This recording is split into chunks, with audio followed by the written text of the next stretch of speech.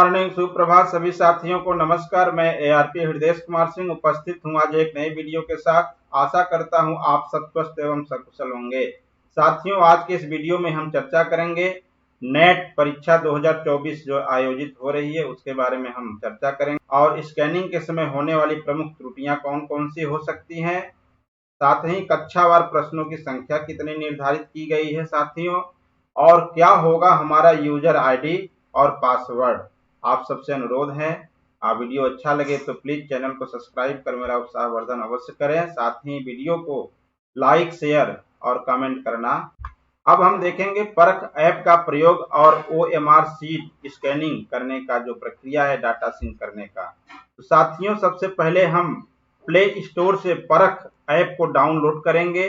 परख बेसिक शिक्षा विभाग उत्तर प्रदेश का जो ये ऐप है इसको डाउनलोड करेंगे। ये इस लोगो है ऐप का, परख ऐप का, आप देख पा रहे होंगे।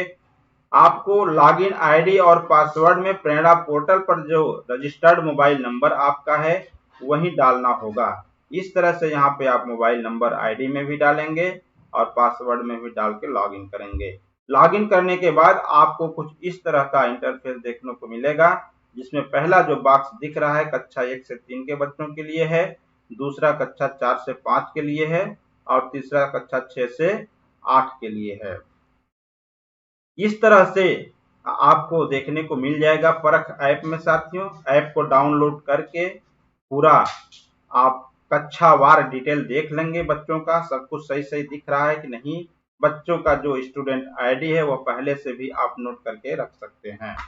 परख ऐप का प्रयोग और OMR शीट स्कैनिंग एवं डाटा सिंक करना, इसके बारे में महत्वपूर्ण जानकारी जो है साथियों, नेट के बाद शिक्षक परख ऐप के माध्यम से OMR शीट का स्कैनिंग करेंगे और अपलोड करेंगे।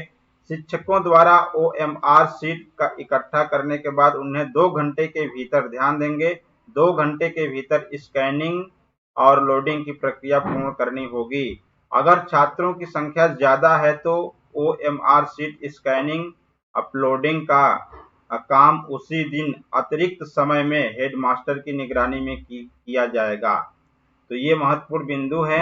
नेट पूरा होने के बाद प्रश्न पत्र छात्रों को दे दिया जाएगा, यानी जो आपका प्रश्न पुस्तिका होगी उसे छात्रों को दे दिया जाएगा। और OMR शीट स्कैन करने के बाद उन्हें स्कूल में ही रखेंगे रिकॉर्ड के तौर पर। 2 महीने तक स्कूल में इसे सुरक्षित रखना है, ये ध्यान देंगे। परख ऐप के माध्यम से OMR शीट आपको स्कैनिंग करनी है, अपलोडिंग करनी है। उसके बाद हेडमास्टर नेट के आयोजन के संबंध में ब्लॉक एजुकेशन ऑफिसर्स को एक तथ्यात्मक रिपोर्ट भेजेंगे। जब आपका परीक्षा संपन्न हो जाएगा तो आप एक तथ्यात्मक रिपोर्ट अपने BO को अवश्य भेजिएगा कि मेरे यहाँ सकुशल संपादित हो गया है परीक्षा। फिर ब्लॉक एजुकेशन ऑफिसर जिला बेसिक शिक्षा अधिकारी को रिपोर्ट भेजेंगे। इस प्रकार से आप ये पूरी प्रक्रिया फॉलो करते हुए नेट के एग्जाम को संपादित करेंगे। OMR शीट का ये प्रारूप है कक्षा 1 से 3 के छात्रों का आकलन करने के लिए। साथियों, महत्वपूर्ण बिंदु इसमें जो दिए गए हैं, OMR शीट केवल ब्लैक बॉल पेन से ही भरी जाएगी। ध्यान देंगे, ब्लैक बॉल पेन ही होनी चाहिए। कक्षा 1 से 3 के छात्र छात्राओं की OMR शीट पर 9 अंक का स्टूडेंट आईडी नंबर शिक्षकों द्वारा भरे जाएगा। यहाँ पर जो भरना है स्टूडेंट का आईडी नंबर वो शिक्षक स्वयं भरेंगे। शिक्षक द्वारा प्रश्न पत्र के अनुसार छात्र छात्राओं से वार्ता कर साक्षात्कार कर आकलन किया जाएगा। तदनुसार सावधानी पूर्वक इस शीट को भरी जाएगी। प्रश्न पत्र में दिए गए निर्देश के अनुसार छात्र छात्राओं द्वारा सही उत्तर देने पर OMR शीट में संबंधित प्रश्न के सापेक्ष बने गोले को शिक्षक द्वारा भरा जाएगा। अन्यथा की स्थिति में संबंधित गोले को रिक्त छोड़ दिया जाएगा। कक्षा 1 से 3 के लिए साथियों कुल प्रश्न होंगे 12। इसे नोट कर लेंगे। 1 से 3 तक के लिए प्रश्नों की संख्या 12 होगी और एक OMR शीट में कुल 10 बच्चों का उत्तर दर्ज किया जाएगा। यहाँ पर आप बच्चे का आईडी 9 अंक का जो होगा उसे लिख देंगे। इसके बाद कुल 12 प्रश्न होंगे साथियों, इसे ध्यान देंगे। कक्षा 1 से 3 में प्रश्नों की संख्या कितनी है? 12 प्रश्न एक लाइन से दे दिया गया है। एक बच्चे के लिए एक लाइन ये यूज करेंगे। यहाँ पर क्रम संख्या 1 उसका आईडी डालेंगे, उसके द्वारा दिए गए उत्तर को आप स्वयं यहाँ भरेंगे काले बॉल पॉइंट पेन से। ये कक्षा 1 से 3 तक के बच्चों के लिए OMR शीट का नमूना है साथियों, ये सामान्य निर्देश था। अब देखते हैं कक्षा 4 और 5 के बच्चों के लिए कुल कितने प्रश्न निर्धारित किए गए हैं। तो कक्षा 4 और 5 के बच्चों के लिए अधिकतम प्रश्नों की संख्या 30 रखी गई है साथियों। ध्यान देंगे, ये जो OMR शीट है इसमें 30 प्रश्न भरने का दिया गया है विवरण। कक्षा 4 से 8 के समस्त छात्र छात्राओं को प्रश्न पत्र एवं OMR शीट वितरित करने के उपरांत प्रश्न पत्र एवं OMR शीट भरने के तरीके के बारे में उदाहरण सहित समझाया जाए ताकि किसी भी प्रकार की कोई गलती की संभावना ना रहे। छात्र अपना 9 अंकों का स्टूडेंट आईडी नंबर को पहले से ही भरने का अभ्यास कराएं। आप बच्चों को ये आईडी नंबर भरने का अभ्यास कराएं, क्योंकि कक्षा 4 से 8 तक के इधर के जितने भी बच्चे होंगे इन्हें अपना आंसर शीट स्वयं भरना होगा। परीक्षा का समय अधिकतम 2 घंटे निर्धारित किया गया है। तो ये कक्षा 4 से 5 के बच्चों के लिए सामान्य निर्देश था साथियों। प्रश्नों की संख्या 30 है और प्रत्येक बच्चे के लिए सिंगल OMR शीट अलग अलग दिया जाएगा। ये कक्षा 6, 7 और 8 के बच्चों के लिए प्रयोगार्थ है साथियों।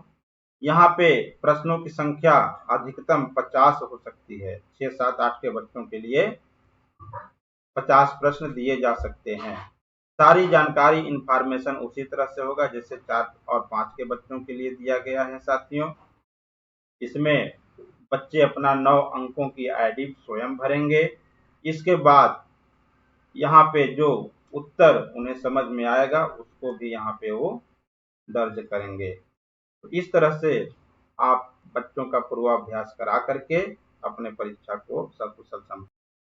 अब हम देखते हैं संभावित त्रुटियां क्या क्या हो सकती हैं साथियों। उनमें प्रमुख त्रुटियां कुछ चिन्हित की गई हैं, जिनमें है स्टूडेंट आईडी लिखने में त्रुटि, काले डॉट पेन से गोला सही से न भरना, पेंसिल या जेल पेन से गोला भरना, एक से अधिक उत्तर के लिए गोला भरना, भरे हुए गोले को मिटाकर या व्हाइटनर लगाकर दोबारा गोला भरना, सही से चारों डॉट को स्कैन करते समय न मिलाना, स्कैन करने के बाद उत्तर का मिलान नहीं करना, OMR शीट का मुड़ा या फटा होना, सही रोशनी में स्कैन नहीं करना, लेंस साफ नहीं होना, मोबाइल टैबलेट में स्पेस ना होना। स्पेस भी देख लेंगे साथियों, स्पेस न होने से भी स्कैनिंग में दिक्कत होती है।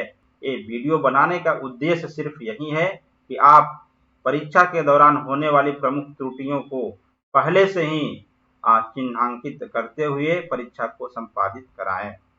तो संभावित त्रुटि जो थी उसे हम चिन्हांकित कर चुके हैं साथियों।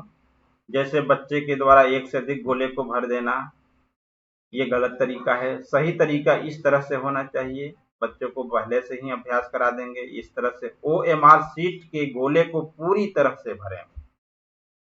स्कैनिंग के दौरान मोबाइल को आपको स्कैन करने के लिए लैंडस्केप मोड में फोन को रखना होगा। OMR शीट को नुकसान ना पहुंचाएं, किसी भी प्रकार से उसे कट पीट से बचाएं, फटने न पाए, ये भी आपको ध्यान रखना होगा। केवल मानकीकृत संख्याएं लिखें, ये बहुत ही महत्वपूर्ण है साथियों। जैसा कि बच्चे कभी कभी आप यहाँ देख पा रहे हैं, ये जो 4 लिखा गया इस तरह से लिख देते हैं, 7 को लिख करके इस तरह से काट देते हैं। सही तरीका है इस तरह से 4, 7, 9, 0 इस तरह से लिखेंगे। इस तरह से लिखेंगे तो आपके स्कैनिंग प्रक्रिया में समस्या नहीं होगी। कैमरे को OMR शीट पर ठीक से फोकस करें। ये जो 4 डॉट दिख रहे हैं चारों कोने में, कैमरे में कैद हो जाएं और सही से स्कैन हो सके। केवल काले रंग के पेन का उपयोग करें। एक समय में एक शीट स्कैन करें। फोन को सीधे OMR शीट के ऊपर रखें। त्रुटियों को ध्यान में रखते हुए हम अपनी स्कैनिंग प्रक्रिया संपादित करेंगे तो हम अच्छे से कर ले जाएंगे साथियों, और अपने परीक्षा को सकुशल संपादित कर लेंगे। वीडियो देखने के लिए आप सबका बहुत बहुत धन्यवाद। आपका दिन शुभ हो।